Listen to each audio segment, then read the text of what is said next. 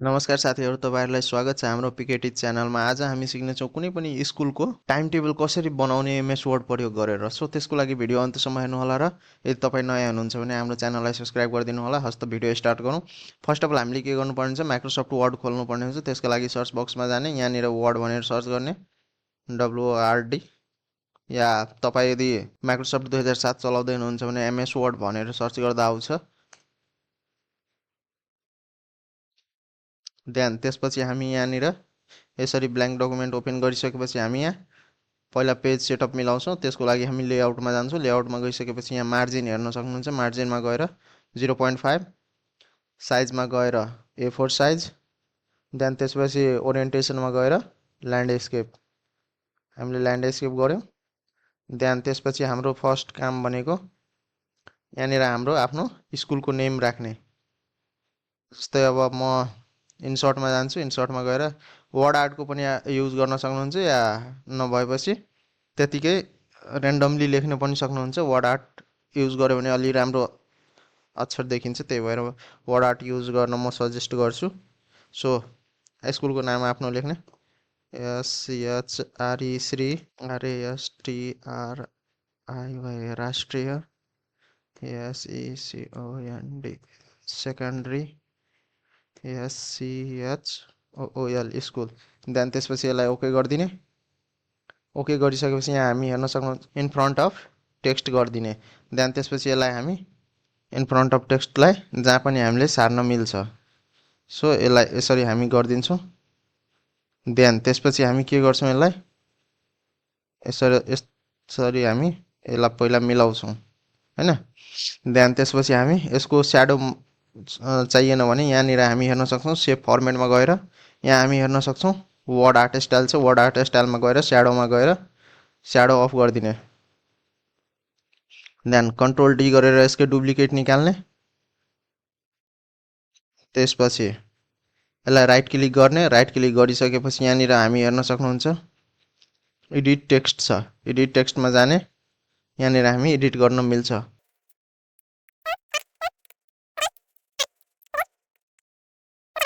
होइन, यसरी मैले स्कुलको नाम लेखेँ अनि एड्रेस लेखेँ। त्यसपछि हाम्रो अर्को काम भनेको यसलाई मिलाउने हो। अब यसलाई मिलाउनको लागि हामी के गर्छौँ, यसको साइज अलि सानो बनाउँछौँ अनि यहाँबाट पनि हामी यसलाई सानो बनाउँछौँ यसरी। यसलाई यहाँनिर हामी राख्छौँ। अब हामी के गर्छौँ, यसको वर्डलाई चेन्ज गर्छौँ, फर्मेटिङ चेन्ज गर्छौँ, टेक्स्ट फर्मेट। अपराजिता म राख्छु, अपराजिता अलि राम्रो देखिन्छ, त्यही भएर यसलाई पनि सिलेक्ट गरेर अपराजिता राखिदिने। अब नेक्स्ट वर्क भनेको हाम्रो यहाँनिर हामी कर्सर ल्याउँछौँ। त्यसपछि टेबलमा जान्छौँ। इन्सर्टमा गएर टेबलमा जाने। टेबलमा गइसकेपछि यहाँ हामी हेर्न सक्नुहुन्छ इन्सर्ट टेबल छ। इन्सर्ट टेबलमा गएर 9x9 को टेबल लिन्छौँ। ओके गरिदिने। ओके गरिसकेपछि हामी के गर्न सक्छौँ, अब यसमा हामी फर्स्ट जुन हाम्रो कलम हुन्छ नि, त्यसलाई हामी के गर्छौँ, मर्ज गर्छौँ। मर्ज गर्नको लागि टेबल लेआउटमा जाने, यहाँनिर हामी हेर्न सक्छौँ मर्ज छ। मर्ज गरिदिने यसरी। यसमा हामी के लेख्छौँ, time table four, TIME time, TABLE table, four CLASS class, जतिको बनाउनुहुन्छ त्यो लेखिदिनु होला। 10th TH10th, मैले क्लास 10th को लागि बनाउँदैछु, सो त्यही भएर मैले क्लास 10 लेखिदिएँ। यसलाई हामी यसरी सिलेक्ट गरेर यसलाई मिडिल गर्नेछौँ होमबाट। त्यसपछि यसको साइज इन्क्रिज गर्ने। साइज इन्क्रिज गरिसकेपछि अब हाम्रो नेक्स्ट काम भनेको एन्टायर टेबल नै सिलेक्ट गर्ने। त्यसपछि हामी यहाँनिर अपराजिता फन्ट राख्छौँ। अब यसमा हामी days, DAYS days slash class राख्छौँ। तलतिर SUNDAY सन्डे, यसरी हामी सन्डे मन्डे भनेर सातैवटै हप्ताको नाम लेखिदिने। कन्ट्रोल भी गरिदिने देन यसमा हामी क्लास लेख्छौँ जस्तै यहाँनिर हामी हेर्न सक्छौँ फर्स्ट लेख्ने अनि त्यसपछि सुपर स्क्रिप्ट लेख्नको लागि कन्ट्रोल सिफ्ट प्लस थिच्ने माथि जान्छ त्यसपछि हामी एसटी लेख्छौँ देन त्यसपछि हामी के गर्छौँ हेर्न सक्नुहुन्छ एसटी लेखिसकेपछि देन त्यसपछि हामी फेरि कन्ट्रोल सिफ्ट प्लस थिच्ने फर्स्ट CLASS क्लास भनेर लेखिदिने यसरी सबमा हामी लेख्न सक्छौँ 10 सम्म यसरी हामी लेख्न सक्छौँ सो त्यहाँ त्यसपछि हामी आफ्नो सब्जेक्ट लेख्ने कुन सब्जेक्ट कति पाठ्यभारको छ त्यो हिसाबले घन्टी मिलाउनु पर्ने हुन्छ त्यही भएर जस्तै Nepali MA TH math SCIENCE science SOCIAL social यसरी हामी राख्न सक्छौँ जस्तै नेपाली म्याथ्स इङ्ग्लिस साइन्स अप्सनलमा के हुन्छ भनेपछि अब सबै स्कुलको आफ्नो आफ्नो हिसाबले अप्सनल सब्जेक्टहरू राखेको हुन्छ त्यही भएर मिलाउनु पर्ने हुन्छ त्यसरी नै सबमा यसलाई अब यसरी एउटामा लेखिसकेपछि यसरी हामी कन्ट्रोल C गरेर सबैमा कन्ट्रोल V गर्दै जान्छौँ यसरी हामी कन्ट्रोल V गर्ने कन्ट्रोल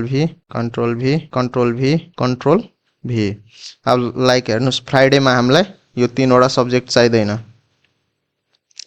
यसलाई हामी डिलिट गरिदिने सिलेक्ट गरेर देन त्यसपछि हामी यहाँनिर हेर्न सक्नुहुन्छ यो पुरै हाम्रो खाली छ यो खाली किन हो भने हाम्रो यो ब्रेक टाइम हो त्यही भएर यसका लागि हामी यहाँ टेबलमा जाने टेबलमा गइसकेपछि हामी यहाँ हेर्न सक्नुहुन्छ मर्ज छ मर्ज गरिदिने अब टेक्स्ट छ नि टेक्स्ट डाइरेक्सन हामीले चेन्ज गर्नुपर्ने हुन्छ जस्तै अब मैले गरेँ यहाँनिर म लेख्छु BREAK ब्रेक टाइम हो हाम्रो यो सो यसलाई अब कन्ट्रोल B गरिदिने अनि यसको साइज इन्क्रिज गरिदिने यहाँबाट यसरी हामी यसलाई यहाँ गरिदिने योलाई मिडलमा हाल्ने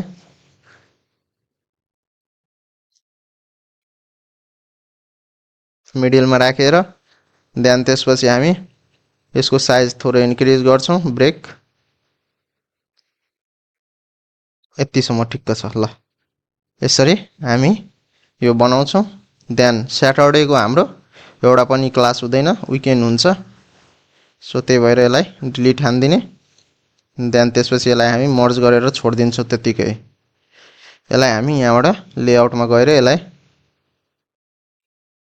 सरी यहाँ मर्ज भइसकेको रहेछ अगाडि नै भएछ यसलाई हामी यसरी सिलेक्ट गर्छौँ देन यहाँनिर हामी मर्ज भनेर अप्सन आउँछ मर्ज गरिदिने यहाँनिर पनि हाम्रो मर्ज भनेर अप्सन आउँछ यसलाई नि मर्ज गर्ने हाम्रो मर्ज भइसक्यो देन त्यसपछि अब हाम्रो एउटा काम भनेको बाँकी अब यो 3वटालाई मर्ज गरेर हामी यसमा एक्स्ट्रा करिकुलम एक्टिभिटी जुन हाम्रो फ्राइडेको हुन्छ एभ्रीमा EXTR extra ACTIVI activity extra curriculum activity हुन्छ हाम्रो एभ्री फ्राइडे त्यही भएर यसमा फ्राइडेको एक्स्ट्रा एक्टिभिटी करिकुलम हाल्ने यसलाई मिडल गरिदिने यसलाई कन्ट्रोल B गरिदिने ओके देन त्यसपछि हाम्रो काम भनेको कलरिङको आयो कलरिङ अब कसरी गर्ने फर्स्टमा यसलाई हामी यसरी सिलेक्ट गर्छौँ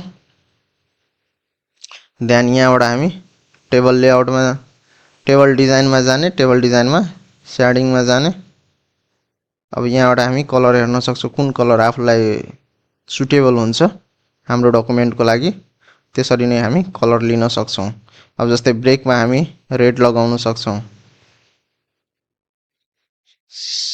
डिजाइनमा गएर यहाँ हामी रेड लगाउन सक्छौँ यसरी स्याटरडेको छुट्टी हुन्छ त्यही भएर यसलाई पनि हामी रेड गर्छौँ सेडिङमा यहाँनिर हामी हेर्न सक्छौँ रेड छ यसमा नि हामी रेडै गर्छौँ यहाँबाट हामी रेड गर्छौँ अब यसलाई पनि हामी रेड गरिदिने स्याटरडे हो भने त छुट्टी हुन्छ हाम्रो ल यसरी भयो अब यसलाई पनि हामी ग्रीन हाल्दिउँ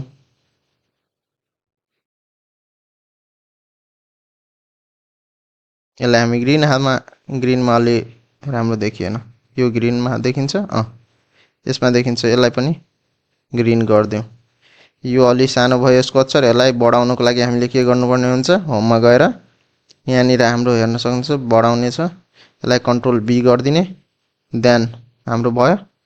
अब यो क्लास जुन छ क्लासलाई पनि हामी कलर गर्न सक्छौँ। यसरी डिजाइनमा गएर यसलाई हामी लाइक एज अ यस्तो कलर गरिदिउँ, रेडै गरिदिउँ यसलाई। ओके, हेर्न सक्नुहुन्छ हाम्रो टक्क टाइम टेबल हाम्रो रेडी भइसक्यो। सो यसरी हामी एउटा प्रोफेसनल तरिकाले टाइम टेबल कुनै पनि स्कुलको टाइम टेबल बनाउन सकिन्छ। सो तपाईँलाई यो भिडियो कस्तो लाग्यो आफ्नो प्रतिक्रिया दिन नभुल्नु होला र भिडियोलाई लाइक गरिदिनु होला। फेरि हामी यस्तै नयाँ टिप्स एन्ड ट्रिक्समा हामी भेट्ने नै छौँ। तबसम्मको लागि बिदा दिनुहोस्। हस्त, धन्यवाद।